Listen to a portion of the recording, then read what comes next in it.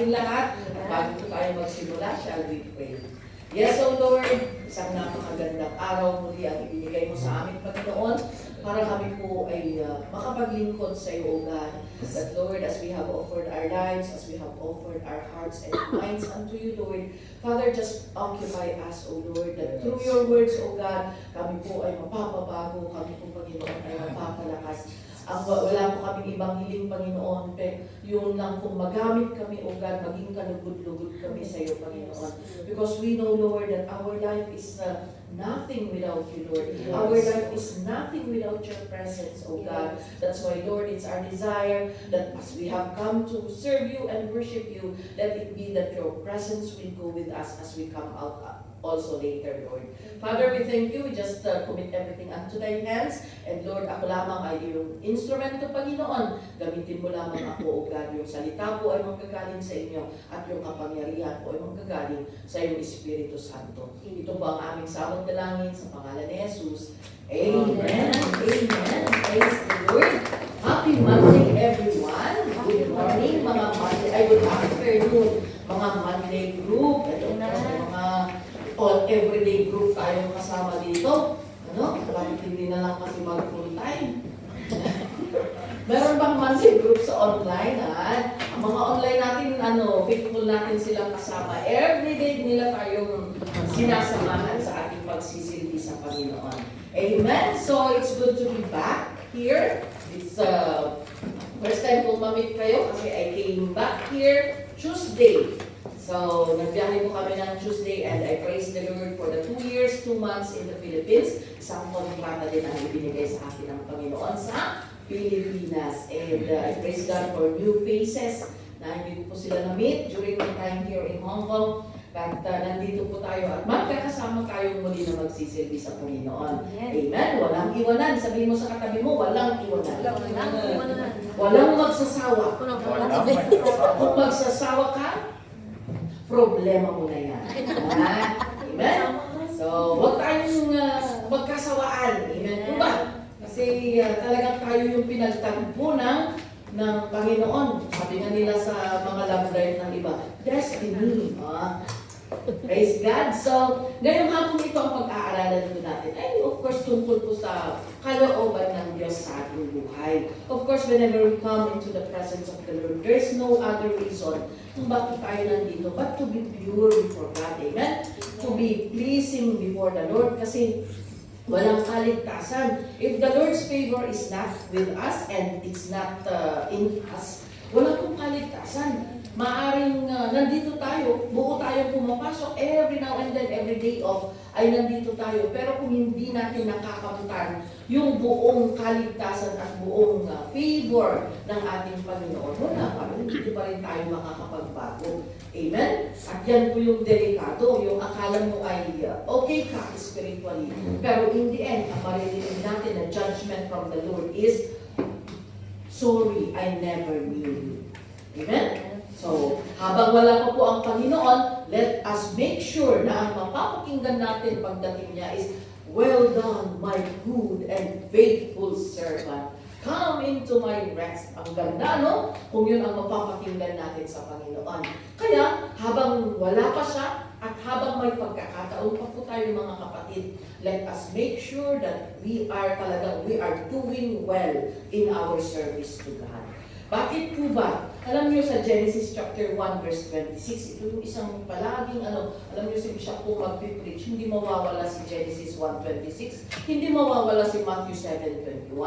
Kaya dahil laging kasama ng preaching ngayon, na-memorize ko Kaya sana na-memorize nyo na din. Amen? Kailangan i-memorize. Alam niyo, ang hina ko sa memorization actually. Pero kung paulit-ulit pala natin na papakinggan ng isang bagay, tumatama at tumatatak. Amen? Gaya nung umuwi kami, walang ibang question na tinatanong sa amin, bakit hindi ka pa nag-aasawa? Tanda mo na, bakit hindi ka pa nag-aasawa? Ang sagot lang naman doon is mag-aasawa ka pa ba kung palaging sinasabi na darating na si Lord? At kung lagi mong napapakinggan ay si Jesus na hindi nag-asawa. Paulit-ulit na mensahe yan. From the beginning of time, paulit-ulit na yan po ang naituturo. So, magkakaroon ka pa ba ng interest? Kaya yan, inalis na ni Lord lahat ng interest namin. Kaya ang bishop po ng mga single ay si Bishop Rachel. Kasi mamumulta daw po. Sino ang single dito? Meron ba akong kasama? Single. Wow. Tapos mag-register ka na, sister. Kasi mamumulta daw ang mag-change status sa mga panahon ngayon. Praise the Lord. Hindi. Ang importante, kung papahintulutan man ng Panginoon na magkaroon tayo ng asawa, magkaroon kami. Pwede pa naman may. There is hope, sabi ni Pastor Lominda. Meron pa. Ano yung dialogue ni Pastor Lominda? May pag-asa, sabi ko. May pag-asa, sister. Kung siya ka, may pag-asa. Ako pa kaya. Mas bata ako ng sa kanya. Siya ka, may pag-asa. Ako pa kaya. Diba? Pero ang importante, if ever God will open the door for you, let us make sure that He comes from the family of God. Amen? Masiguraduhin natin, if you are planning, if you are praying, you pray for someone who will be your partner not only in the family to build a family, but partner to serve the Lord. Amen? Kasi marami po ang nawawala kahit very on fire sila. Pero kapag nag-asawa, wala na, nowhere to be found ang mga status ng mga kapatid natin. That's why, ang kasal pa naman hindi pwedeng. Kaya masabi nila, hindi pwedeng kapag nainitan ka, iluluwa mo. Kapag ayaw mo na, sige, subligan ka ni lunanan mo. Hindi naman pwede yung gano'n. Kapag once na natatakan na, kasal na kayo, ay pagdusahan mo dinesisyonan mo ganyan Di ba? Pagdusahan talaga. Kaya ngayong ring daw, engagement ring, wedding ring, tapos suffer ring.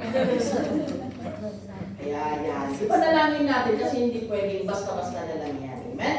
Kaya bago ka pa mapasubo, ipanalangin mo na matindi sa ating Panginoon. Bakit ba tayo pumunta doon? Okay, so Genesis chapter 1 verse 26. Sabi niya, dito po inilatag ng Panginoon kung bakit paulit-ulit itong versikulo na ito. Kasi kung susumahin pala natin at titignan natin, dito nakalatag lahat yung puso ng Diyos. Dito inilatag ng Panginoon yung napaka-perfecto at napakagandang plano niya sa kanyang mga anak, sa kanyang nilikhang tao. Sabi niya, then God said, let us make man in our image and in our likeness, and let them rule over the fish of the sea and the birds of the air, over the livestock, over all the earth, and over all the creatures that move along the ground. Ibig sabihin, alam niyo nung lumikha ang Panginoon ng mga bagay dito sa mundo, binigkas niya lang sa pamamagitan ng salita, let there be light, and there was light.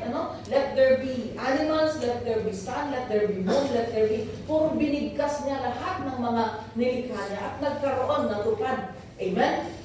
Pero nung nilikha niya ang tao, hindi niya sinabi na, let there be man, and there was man. Hindi po. Special po ang pagkakalikha ng tao. Kaya special na kapatid.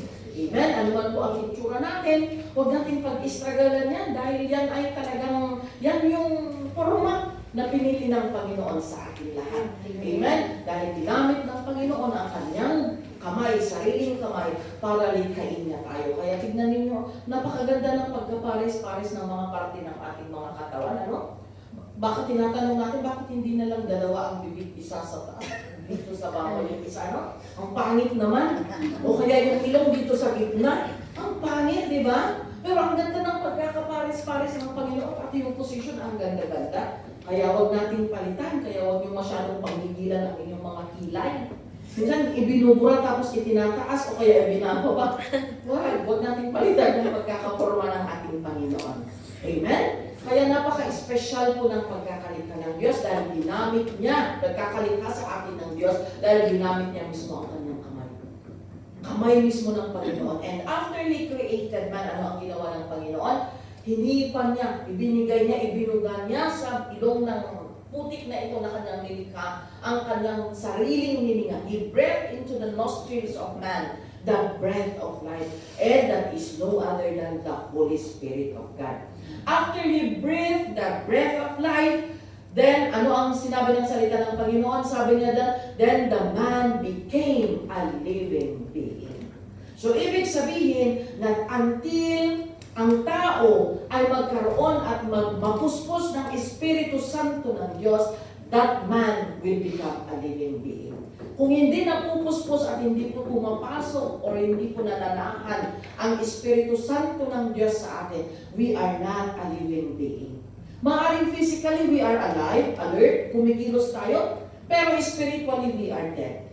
Amen? Pero ano ang nangyari? Napaka-perfecto po ng pagkakalika ng tao. Pero nung dumating ang demonyo na nagtanyong ahas, ayan, nilinlang niya yung tao na ginawa ng Panginoon at sila po ay nagkasala. Simpleng disobedience.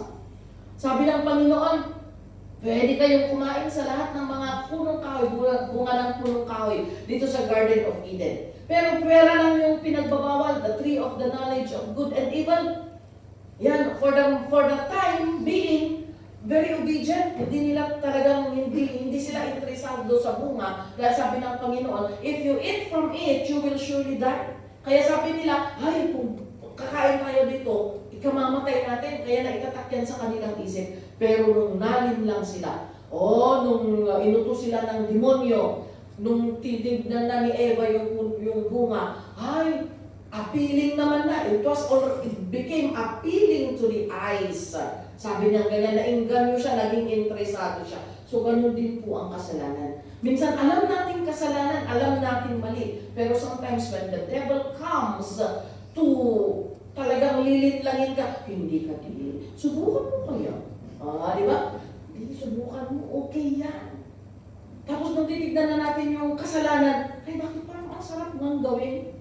Ganyan kasi ang trabaho ng demonyo. To kill, to steal, and destroy. To kill your passion to serve the Lord. To steal the truth na naitanim sa iyo. Yan ang trabaho ng demonyo. So, anong nagkasala po? Sila Adan at si Eva, the Holy Spirit left them.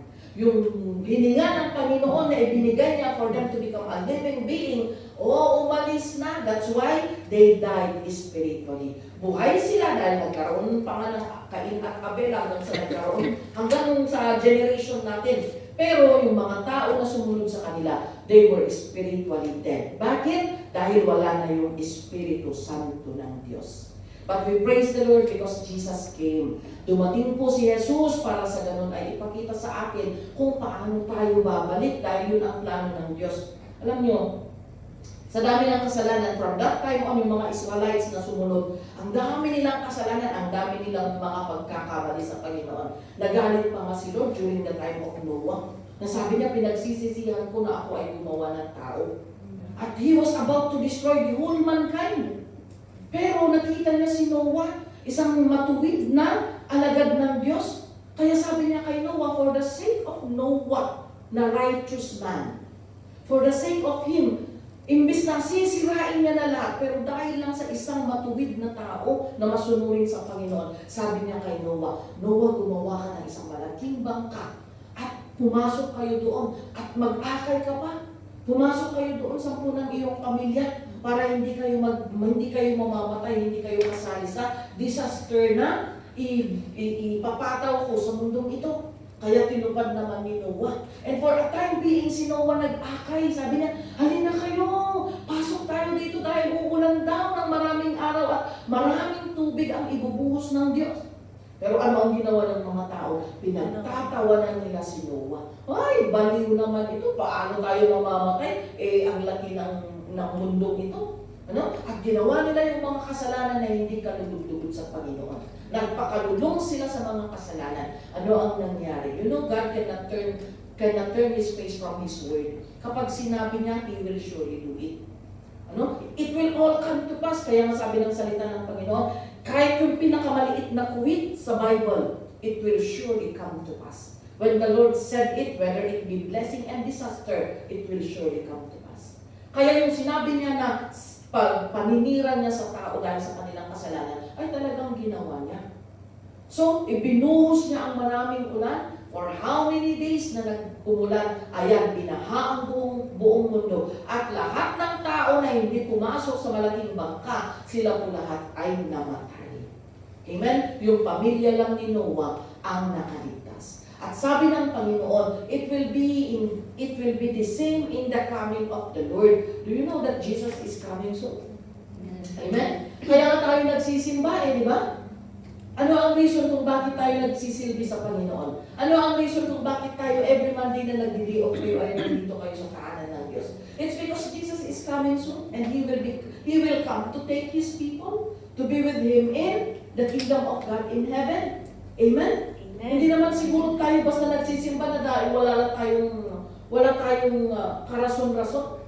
The reason is that we want to go back. We want to go with Jesus in heaven. Kaya tayo nandito at nakikinig at naglilingkod sa Panginoon.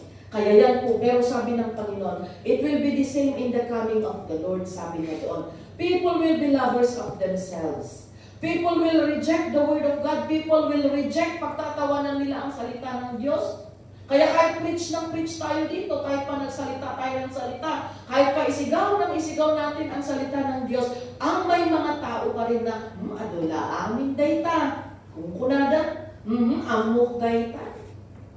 Pinagtatawanan nila, they do not put value into the Word of God. Pero sabi ng Panginoon, it will be the same in the time of Noah.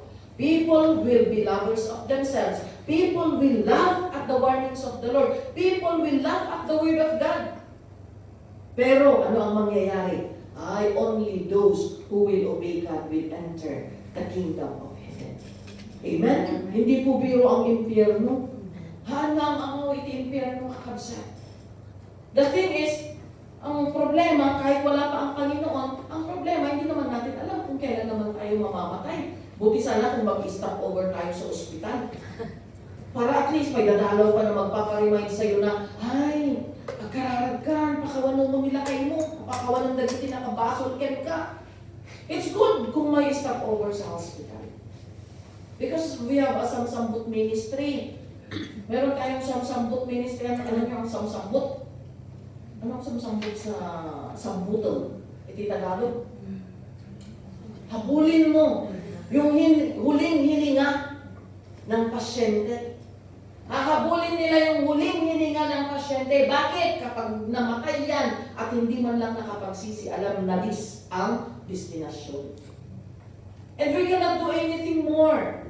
Do not believe people who would say na ipanalangin mo yung namatay na nanay mo para mailigtas. Hindi po. Kapag namatay ang isang tao, we do not have the power. We cannot do anything anymore. Kaya kapag napalubusan nga na tayo na awan pulos ni Kristo na itibiyag na, ay ko, amo tayo na ating mapasama. But we are not God. We are not like God who can judge. Mabalin nga in His last breath kat ko na naman Jesus. Mabalin. Amen? Pero baka sabihin na naman natin, sabihin na naman ng piloso, di ba rin ganun pastora na dyan last breath kumaklaan. Kung wala kang last breath, hindi ka na lang gumising. Di ba? Sabi ko nga, it's good kung mayroong stop over sa hospital para gas-gas dahil ako, Jesus, fuck ako, ninda. Mapalit na sumambot. Pero hindi naman ganun palagi. Amen? Meron yung natulog na, tapos wala na. Meron yung mga, di ba, yung mga binabasa natin sa news na maliligo lang, tapos biglang nung kumakatok na yung employer, pagbukas, wala na. Natumba na siya doon sa bathroom. Marami pong sakit na tridor. Hindi kanya i-stop over sa ospital. Kaya mag-ingat po tayo. Habang may hininga tayo, huwag natin ipagmalaki ang mga araw. Baka sabihin natin na bata pa kasi ako pastora, mga 20 plus pa lang. Mind you, meron 9 years old, meron 13 years old, 19 years old, meron pa nga 12 years old, heart attack. Parang imposible na nung kapanahonan namin, yung mga 50 plus ang naka-heart attack. Pero ngayon, bata, heart attack.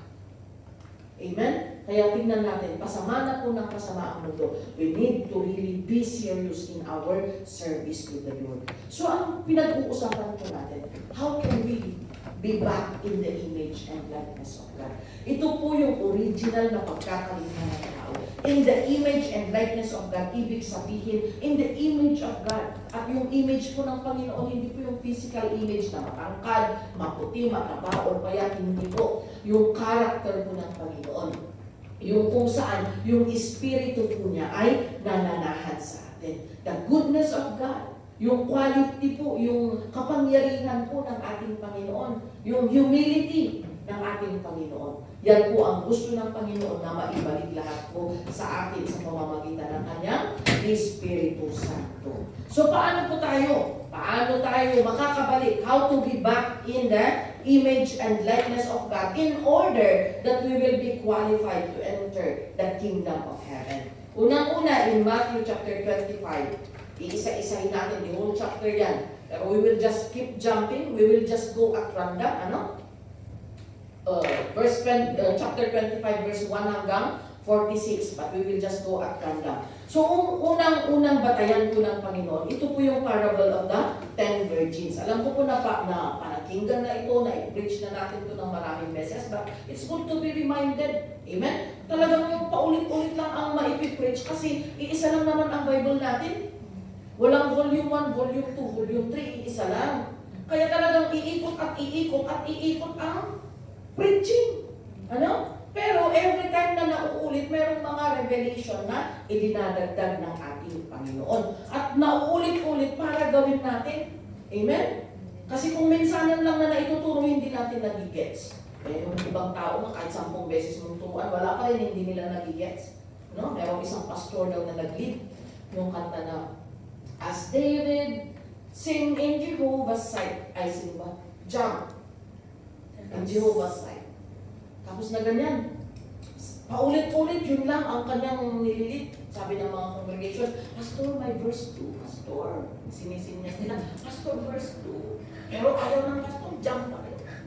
Tapos nung natapos na yung service na sinabi ng congregation, Pastor, bakit palaging yung verse 1 ang nililid mo? May verse 2 naman. Nakakasawa yung puro jump.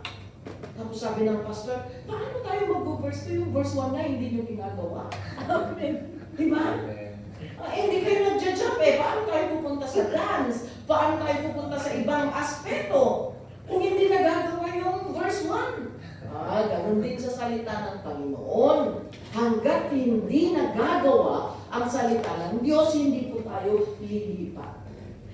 Amen? Kasi gusto ng Panginoon na maituwid at maging tama po ang ating panlilibihan sa Diyos. Amen? So, unang-una, para makita natin, para makabalik tayo sa image ng Panginoon, let us make sure na mayroon po tayong selyo ng Espiritu Santo ng Diyos. Dahil itong parable of the 10 virgins po, from verse 1 to 13, dito po inihalin tulad ng Panginoon ang pagtingin niya o pag-judge niya sa tunay na mananampalataya. Itong 10 virgins po na ito, hindi po talaga literal na 10 lang. Nire-represent lang po nila yung bilang ng mga Kristiyano na mananampalataya. Kaya, in this parable, makikita natin na kahit pala Kristiyano ka, hindi yung Kristiyano na label natin or yung Kristiyano na parang tatak natin or tawag sa atin, it does not guarantee na talagang makakapasok ka sa kaharian ng Diyos. Amen? Kaya dito sa mundong ito, okay, marami ang Kristiyano, pero kukunti lang ang Kristiyano na talaga na makakarating sa kaharian ng Diyos. So, unang-una, depende. Kung ikaw ba ay selyado, kahit Kristiyano ka, kung hindi ka selyado, wala. Dahil ano ba ang nangyari? Dito sa 10 virgins na ito, so from this story, merong 5 na wise, meron ding 5 na foolish. Bakit kaya kinategorize ng Panginoon na 5 foolish and 5 wise virgins? Kasi yung 5 wise virgins, ano ang ginawa nila? Verse 4. Can we jump to verse 4? Sabi nga dyan, the wise, however, took oil in jars along with their lamps. Kumuha sila ng extra oil. Sinigurado nila na hindi sila mauubusan. Sinigurado nila na hindi sila mawawalan ng oil. Ano ang oil dyan? Oil represents the Holy Spirit of God. Amen?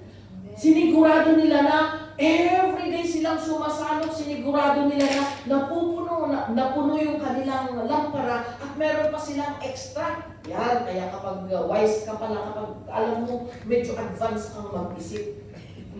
Kung advance kang mag-isip at tinitignan mo na yung mga possibilities, you are wise. Amen? Bakit naman tinawag na foolish yung 5? Kasi naging kampante sila sa okay na to.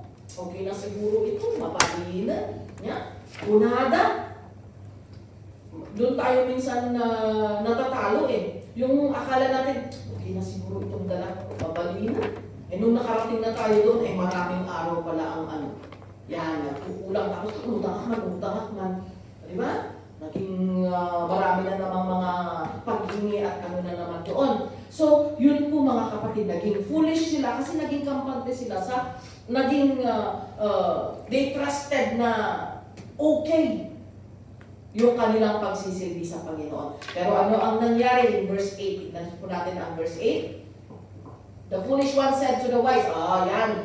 Nung nag-ring na yung bell, sabi na, oh, the bridegroom is coming. Kasi nga hinihintay nila yung bridegroom. Ang bridegroom po ay walang iba kundi ang ating Panginoon na magbabalik muli.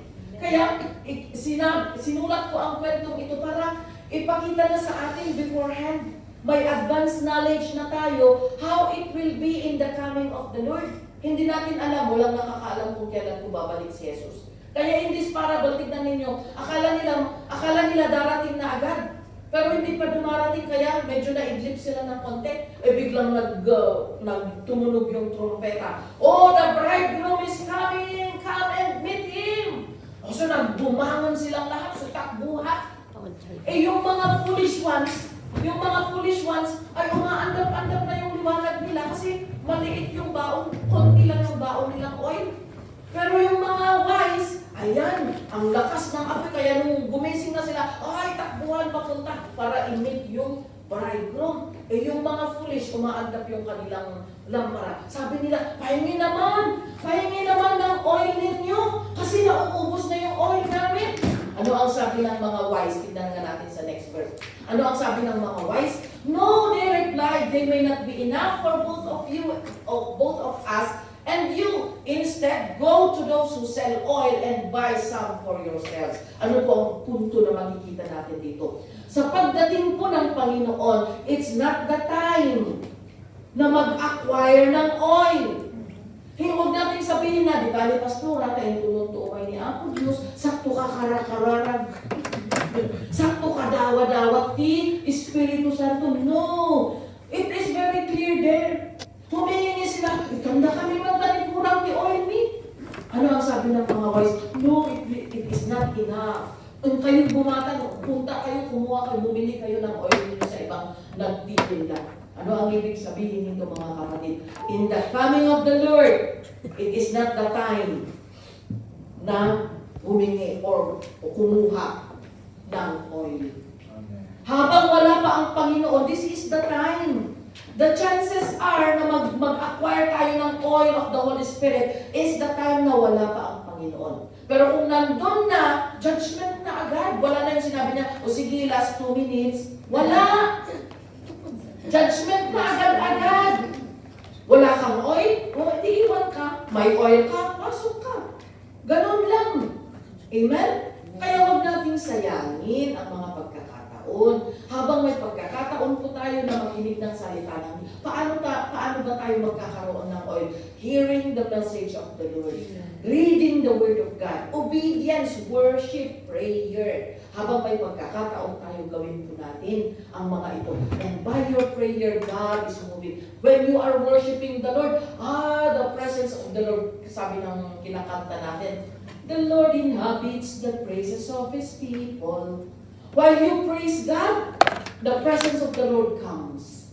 Amen? When the presence of the Lord comes, of course, the Holy Spirit is also entering you. Amen? Kaya yan, mga kapatid, huwag po natin hantay yung do not ignore. Amen? Even the coming together. Coming to church is a command of God. Amen? So while we have the chance, pumunta po tayo, tignan ninyo yung ibang mga nasyon. They are not allowed to gather. Alam niyo po sa China, ang ginagawa ng ating Pastora Bernard, through WeChat.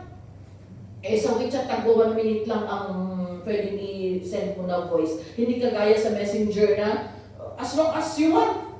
Sige, sao ka nga sao, and then i-send mo. Pero sa WeChat, 1 minute, 1 minute. Kaya ang ginagawa ng ating pastora, nagpipreach siya, the Lord said in His Word, 1 minute send.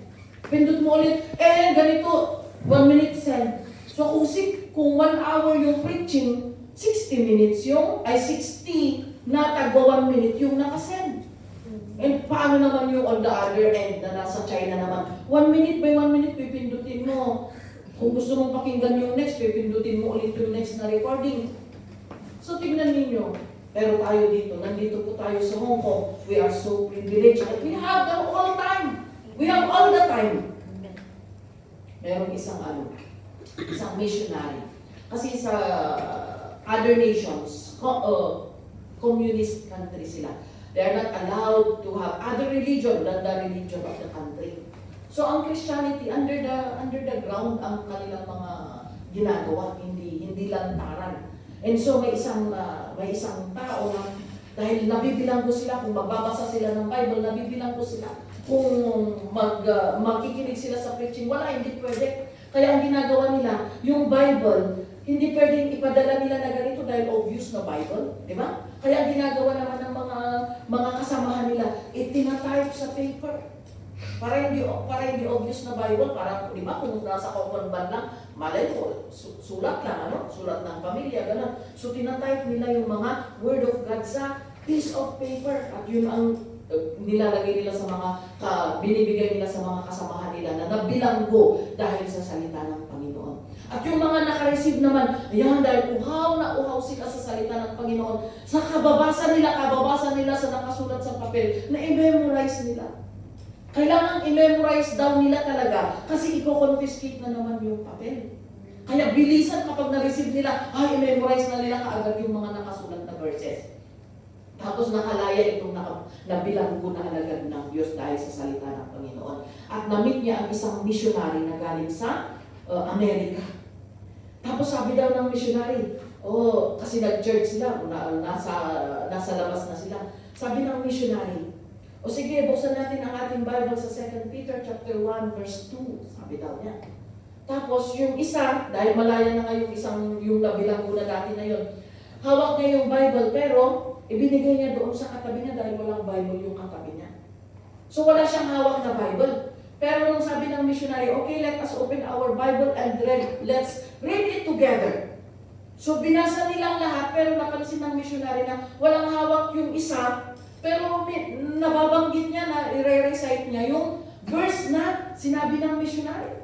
So na-amaze siya, nagtaka siya, wow, bakit niya kaya memorize? Ang galing naman niya na memorize niya. So after the service, tinanong niya, Sister, nakita ko na binasa mo yung Bible mo doon sa walang Bible. Pero na-recite mo yung verse na nire-recite nila. Paano mo nagawa yun? Yan, nagkwento yung isang tao. Sabi niya, kasi po ma'am, nung nabilanggo ako dahil sa aking pagsisilbi sa Panginoon, minimemorize po namin ang salita ng Diyos kasi hindi pwedeng maghawak ng Bible o maghawak ng papel sa bilangguan. So, ang ginagawa namin talagang minimemorize namin yung salita ng Panginoon. Sabi daw niya. So, na-amaze yung American na missionary. So, sabi niya, ano ang gusto mong ipanalangin ko sa iyo, kapatid? Sabi ng persecuted na Christian na ito, sabi niya, ipanalangin mo na maging para kaming Amerika na malaya. Sabi niya. Pero sabi ng missionary, sorry, hindi ko ipapanalangin yan. Kasi sa Amerika, maraming Bible, pero kukunti ang kumukuha. Sa Amerika, malaya kaming magbukas ng Bible, pero kukunti ang nagbubukas. Sa Amerika, maraming mga malalaking churches, pero kukunti ang pumapasok. Kaya, sorry, hindi ko ipapanalangin na maging kagaya kayo ng Amerika.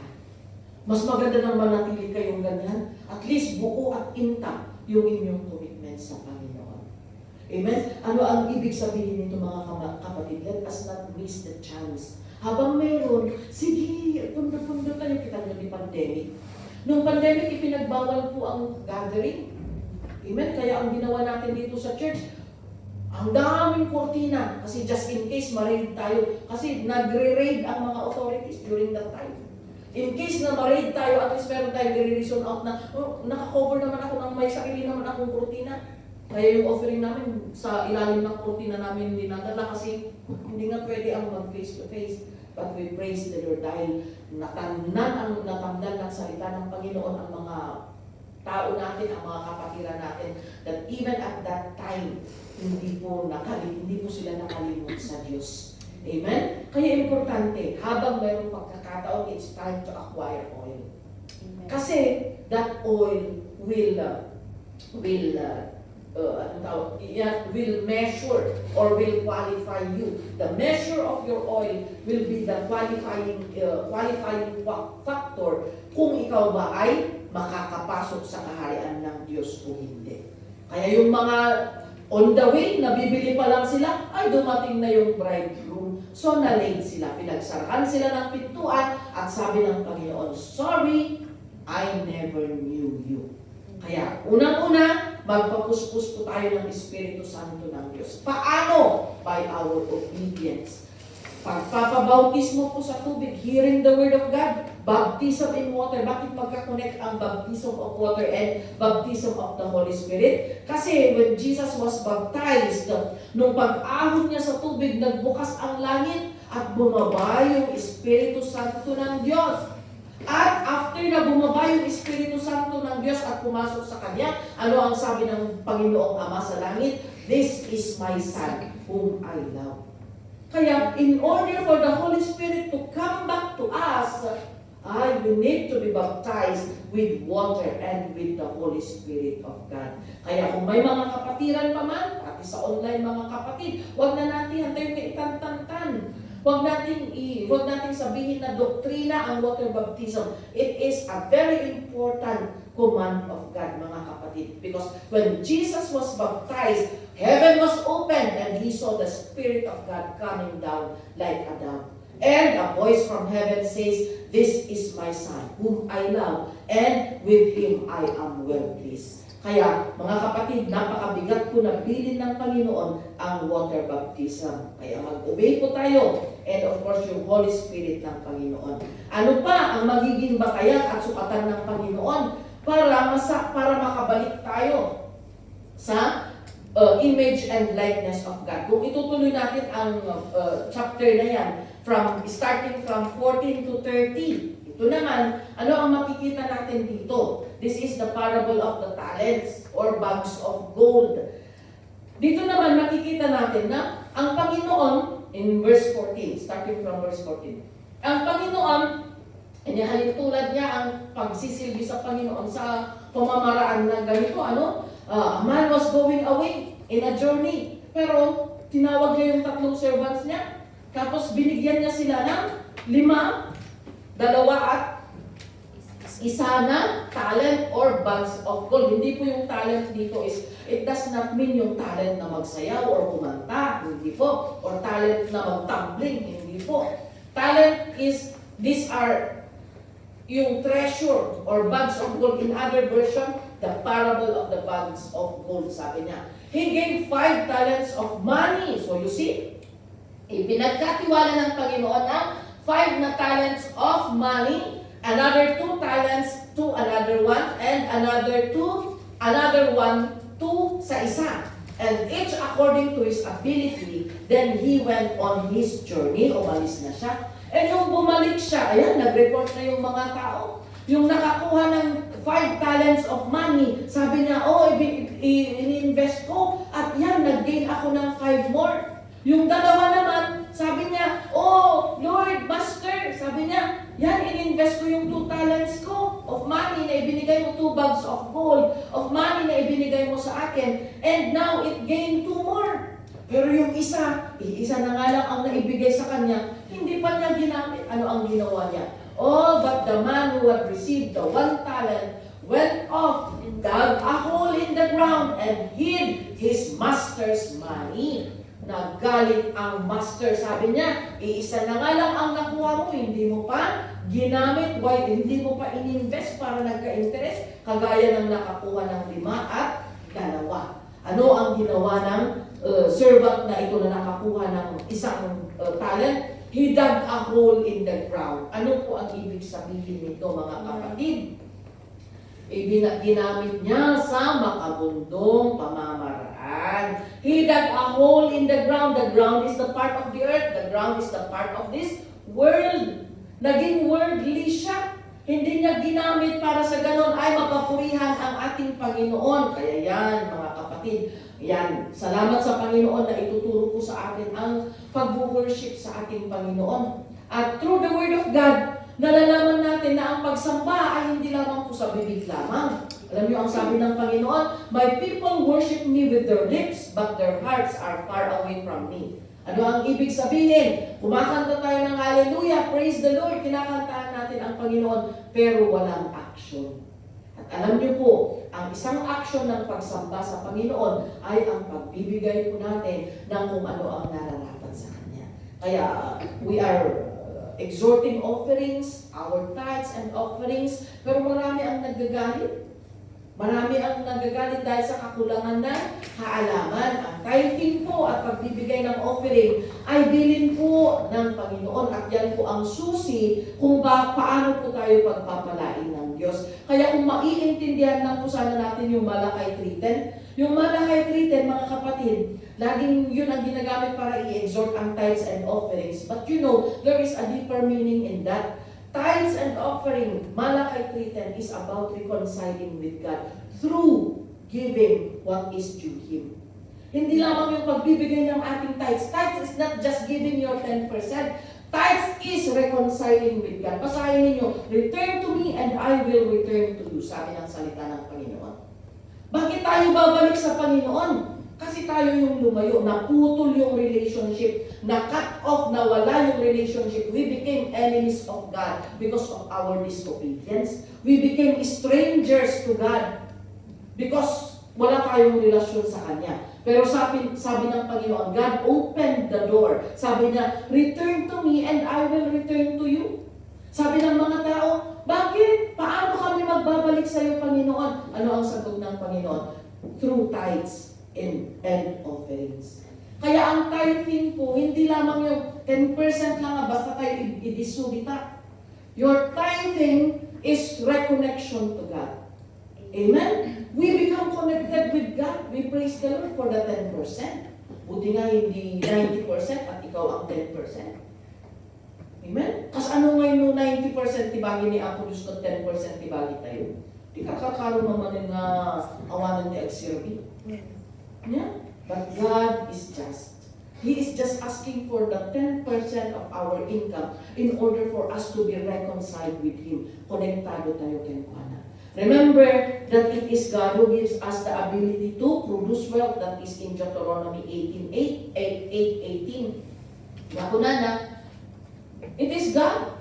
Yung kalakasan natin ay siya ang nagbigay sa atin para makapag-produce tayo ng kayamanan o makapag-produce tayo ng kung anumang bunga na ating ini-enjoy ngayon. Imagine kung hindi ka pinalakas ni Lord, di ba? Praise the Lord for the life of your leader here in Monday Group. I hope alam niyo ang kanyang testimony. God had healed her. Amen?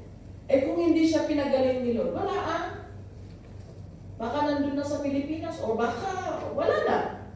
Amen? But God is great. God is good. God holds everything in His hands.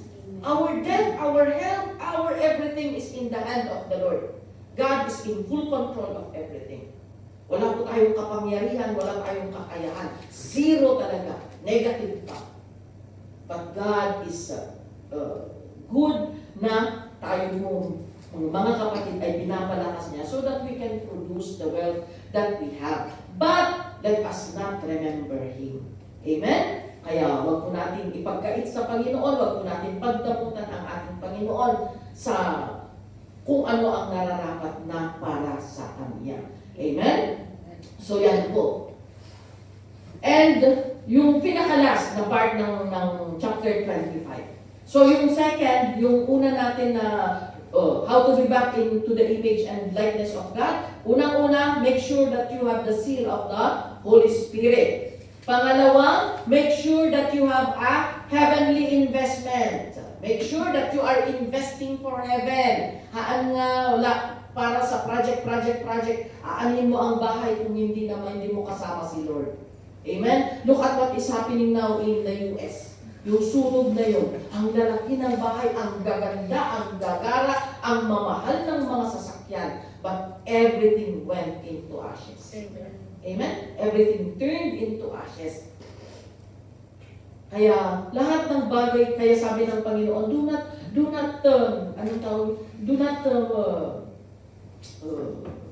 invest that you do not focus on the earthly treasures. Amen? It's not bad na hiningin natin na, Lord, bigyan mo na, Lord, gusto kong magpatayo ng bahay. Lord, gusto kong magkasasakyan, Lord. Ipanalangin natin. Tignan mo yung motive mo. Bakit gusto mong magkaroon ng bahay? Bakit gusto mong magkaroon ng sasakyan? Check your motive. Is it for the glory of the Lord? Or for your glory? Kung for your glory, huwag mo na lang ituloy. Baka yan pa ang magsasakay sa iyo papuntang impyerno. Diba? Pero ang ipapanalangin mo is, Lord, can you give me, sana pa sasakyan ako, Lord, para kapag sa Sunday, hindi na mahihirapan ang mga anak ko na magpunta sa church kasi malayo. Lord, pwede bang humingi ng isang motor kasi yung asawa ko nahihirapan na pumunta sa church kasi ganito ang daanan doon. Lord, yung motive natin, hindi po imposible na i-provide ng Panginoon ang lahat. Amen? Pero kung ang motivation mo is, Lord, magpapatayo ako ng bahay kasi ang nakakatakot. Wala, natabunan na kami ng kapitbahay. Ako na lang ang pinakamaliit dito. Kaya sige, kakayod ako pati yung Sunday, gagamitin ko na para sa ganun ay mas malaki pa ako ipadala ko sa Pilipinas. O lumaki nga yung bahay mo na wala ka naman sa Panginoon. Aanin mo ang malaking bahay kung impyerno naman ang destinasyon natin. Amen? Ayan po mga kapatid. Kaya, let us not forget the Lord. At yung pangatlo mga kapatid, yung pangatlo naman is starting from verse 31. Balik tayo sa Matthew 25 and then 31 to 46. Ano ang sabi niya dyan? Ito naman yung sheep and goat. When the Son of Man comes in His glory and all the angels with Him, He will sit on His throne in heavenly glory. And the next verse, all the nations will be gathered before Him, and He will separate the people one from another as a shepherd separates the sheep from the goats. Merong paghihiwalay, merong pagsusort out. In the day of the Lord, isusort out tayo ng Panginoon. Ano ang kanyang gagawin? Next, please. He will put the sheep on His right and the goats on His left. Ayan. And the king will say to those on His right, sa mga sheep na kanyang inihiwalay, sabi niya, Come, you who are blessed by my Father, take your inheritance and the kingdom prepared for you since the creation of the world. So sasabihin niya sa mga tupa, sa mga sheep na nasa kanyang kanan, halin kayo, kunin ninyo ang inyong mga reward, ang inyong mga inheritance na naihanda para sa inyo. Nagtaka yung mga tupa. Alam niyo yung tupa? Yun yung mga totoong Kristiyano. Ano yung distinguishing factor between sheep and goat? Yung sungay. Yung tupa, walang sungay, wala siyang horn. Although may something na pero naka-bend siyang ganun. And yung goat, nakaganon yung goat. Nagsara niya, sumangdo.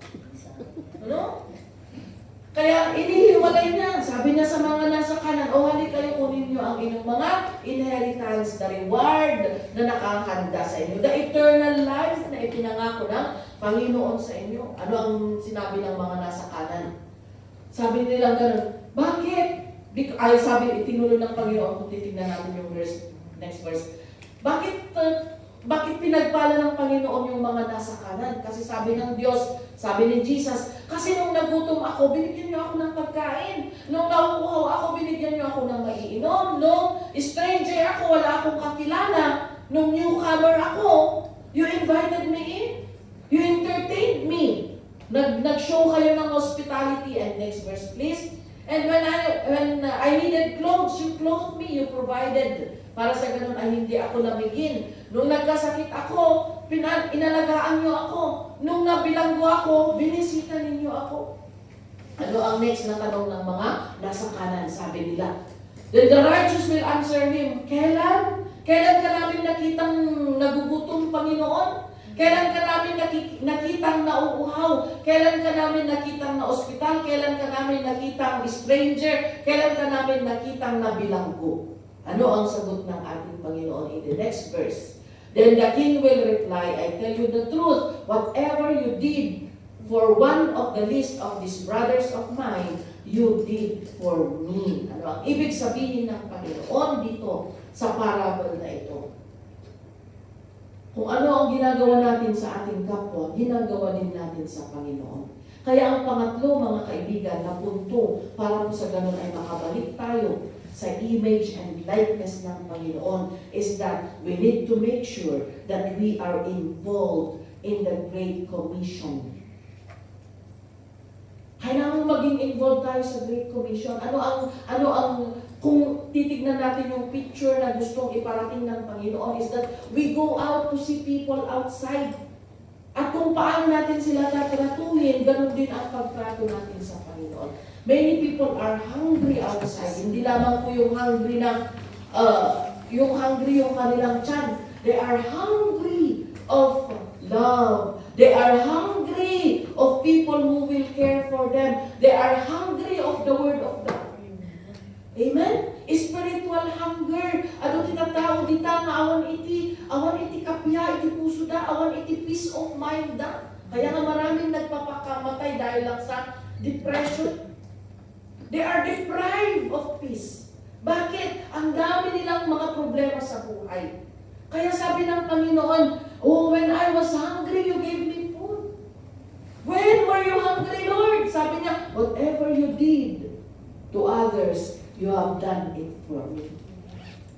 God is asking us to go out and look for people who are hungry, who are thirsty, who are stranger, who are sick, and who are in prison. Yung pagiging imprisoned, mga kapatid, hindi lamang po yung kagaya ng jail ministry natin na nakabilang po sila.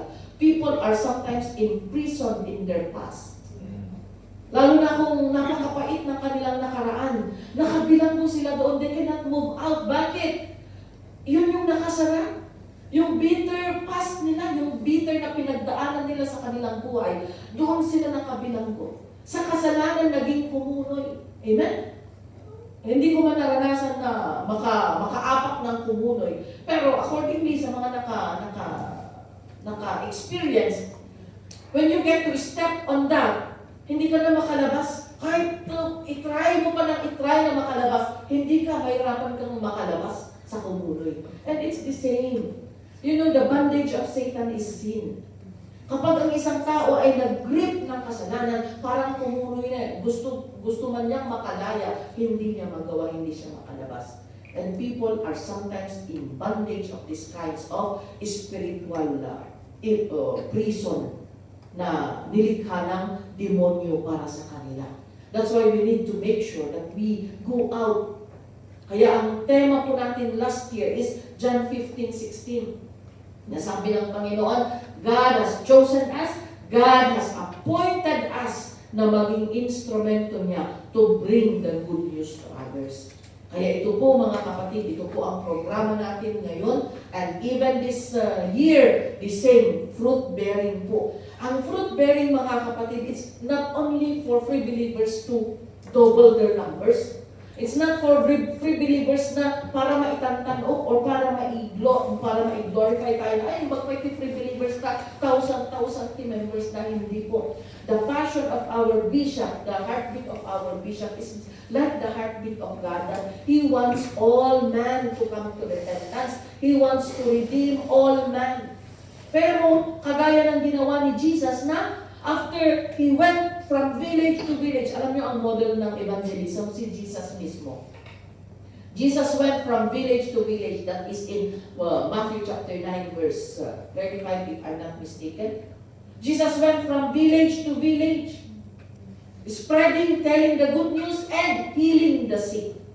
And then after na ginawa ni Jesus na mag-house to house, na mag-evangelize, He called 12 disciples.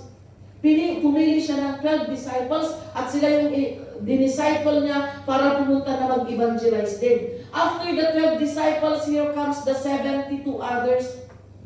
Na din-disciple niya ulit para mag-evangelize, para i-tell. Kasi dumadami na, lumalawak na yung mga places na pinupunta nila. So kulang yung 12. Kaya ganito din ang ginagawa natin sa discipleship training natin. Amen? Thank God for those who will be graduating. God is counting on you. Your graduation is not all about yung toga lamang. Amen? Hindi lamang para magtoga tayo, para madagdagan ang ilalagay natin sa dingding natin. Kung ilang degree. Hindi lamang ganyan mga kapatid. God is counting on you. God wants to use you. So from 12 disciples, naging 72, and then naging 120 disciples. And then, sabi na ni Joel sa kanyang prophecy, and in the last days, I will pour out my spirit on all men, young and old, men and women will prophesy. Ayan.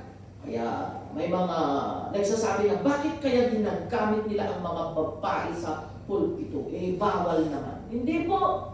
Sabi ng Panginoon, everyone will prophesy. Prophesy means speak the word. Testify the goodness of God. Amen? Hindi lang pang lalaki ang magpaprophesy. Tayong mga mas madami ang babaeng pastor. Dito sa pamilya natin, mas madami ang babaeng pastor. But God is working kahit mga babae kami.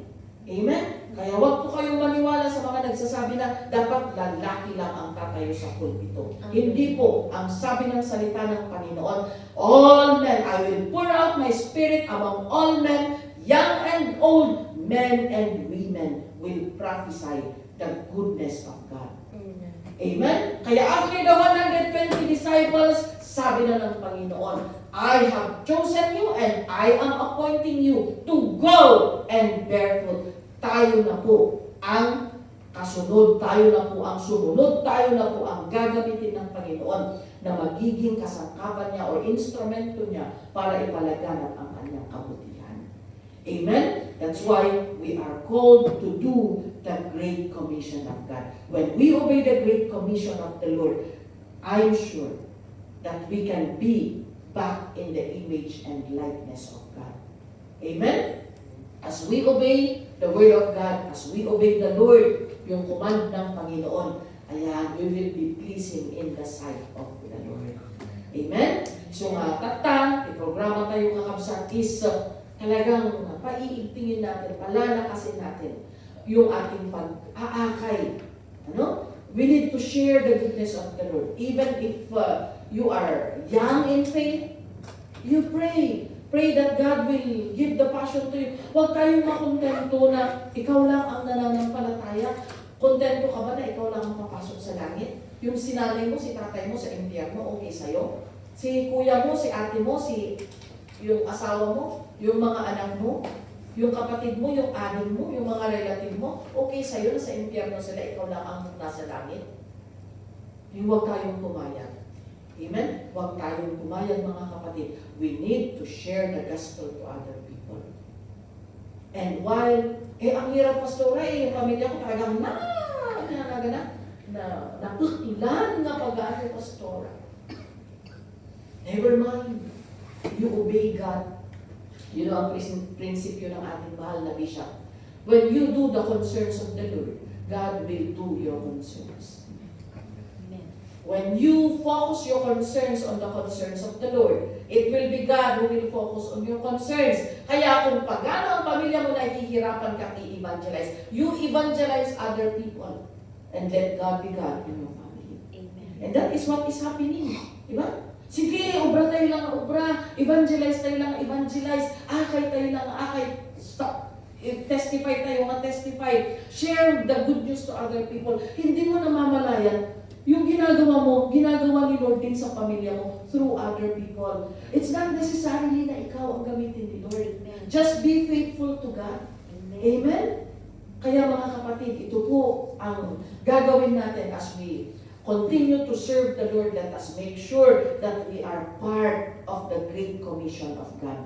Ano ang kapalit ng pag-aakay natin, pagbabahagi natin ng salita ng Diyos? If we are going to read the last part of the John 15:16, sabi niya, and whatever you ask in my name, sabi ni Jesus, the Father will surely give you. Pero, dapat muna mag-evangelize tayo. We go and share the good news to other people. Kaya ang gagawin po natin na sinabi ng ating bishop, isulat niyo sino ang gusto mong pagministruhan. Of course, dun sa Pilipinas, pwede kasi na isinulat ko, for example, si Maria, si Juan, na kapitbahay ko, for example. Tapos ipapanalangin ko. Kaya isusulat muna natin sino. Sino ang gusto mong i-evangelize? Sino ang gusto mong pag-share ng testimony mo or ng salita ng Panginoon? Isulat mo muna. After writing the names, ipanalangin mo, Lord, have your way manguna ka, Panginoon. Sa Pilipinas, kami ang pupunta, sila ang pupunta mismo. After they prayed for their prayer list, yung mga pangalan na sa kanilang listahan, sila yung pupunta, sasamahan sila ng pastor. Kasi pwede. Pero of course, dito sa Hong Kong, you are all under employment. Kaya narigat mo't nga, ay, bakit pwede trabaho sa ilang kayo dyan? O nga naman, terminate ka. Diba? Tsawla ko na ganito, sabi ka. Diba? Kaya ang gagawin na, of course, may mga paraan. Alam nyo, kung gusto, may paraan. Kung ayaw, maraming dahilan.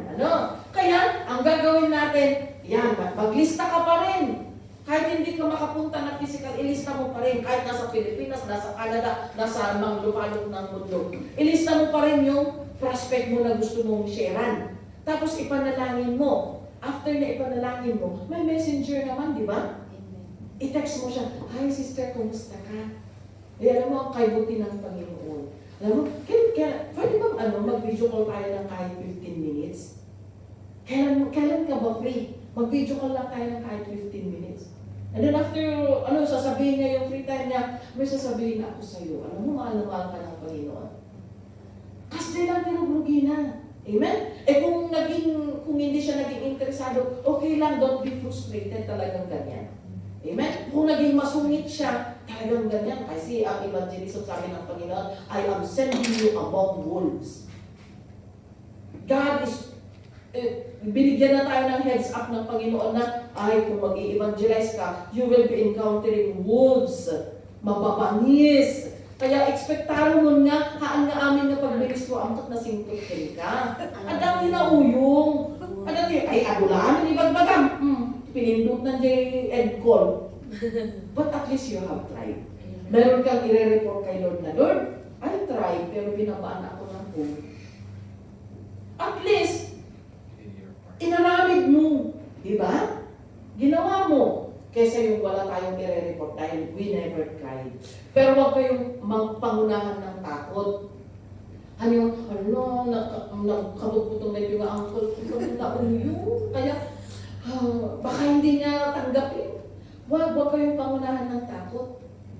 Lalo na kung ipinanalangin ninyo. Baka akala nyo na yung nauyong na uncle ninyo or auntie ninyo, the moment na sabihin mo na, Auntie, God loves you. Ay, biglang umiyak. Naghihintay pala siya ng tao na magsasabi, may nagmamahal sa kanya. Kaya huwag mong pangunahan. Lukas 20, ugali na idi. Baka sa balikatan. Amen? Ti importante aramidan tayo laong. Importante isaganaan tayo iti karara. Alam niyo, meron isang tayong pastor sa Pilipinas kasi nagpa-exam ako sa DTC sa Pilipinas. Tapos, nung nakaganyan na sila, nakaupo na silang ganyan. Tapos nag-hyperventilate na. Sabi ko, bakit umiiyak si Pastora? Eh, ewan namin. Tapos, gumagano na siya, Asus, Pastora, huwag ka masyadong matakot. Multiple choice lang po.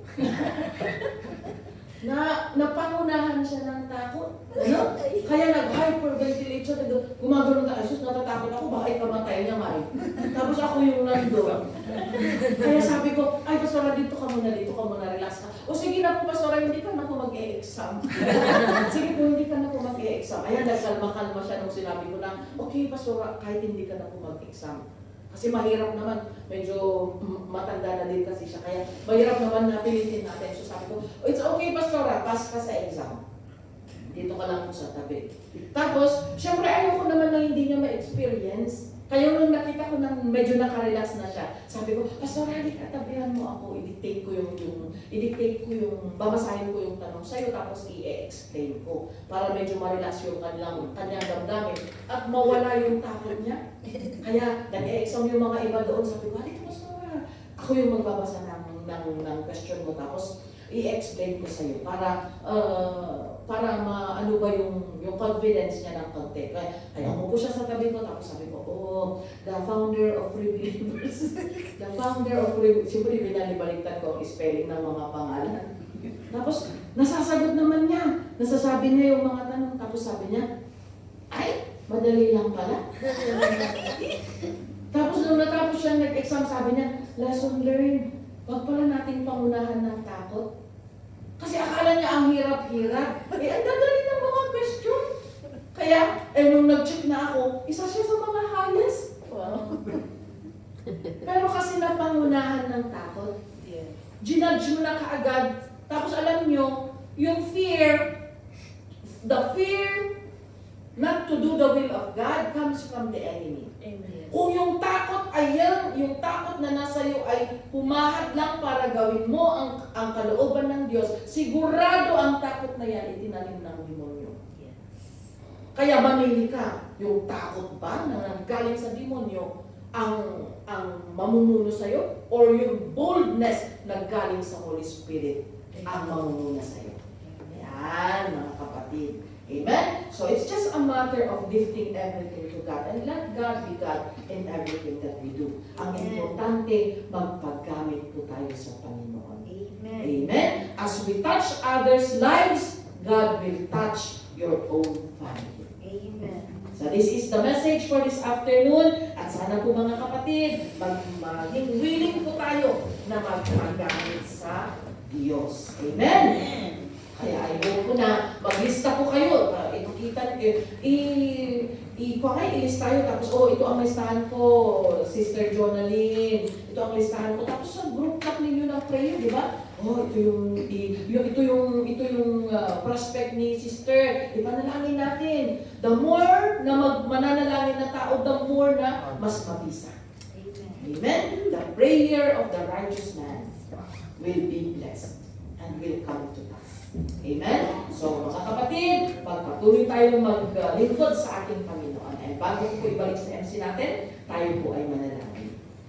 Yes, Lord, Panginoon Jesus, salamat po, Panginoon, sa mga salita na aming napakinggan. Salamat po, O God, because we know, O Lord, that you are working out, O God, for us. Binibigyan mo kami ng chances, binibigyan mo kami ng pagkakataon para po maitama at maiayos at maging sincere po ang aming paglilingkod sa inyo, Panginoon. Lord, we know that our time here on earth is short and you are coming back home, Lord. Father, prepare us. Fill us with your Holy Spirit, O God. Give us that passion na maglingkod at magbahagi po ng inyong mga salita at i-share po namin ang mga kabutihan mo sa ibang tao. Let your boldness come upon your people upon this Monday week, Lord. That as they go out and evangelize, Lord, meron po silang makukuha, meron po silang maaakay, Panginoon, para madala po sa iyong presensya, O God. Father, we bless you and we glorify you. This is our prayer, Lord, in Jesus' name. Amen. Amen.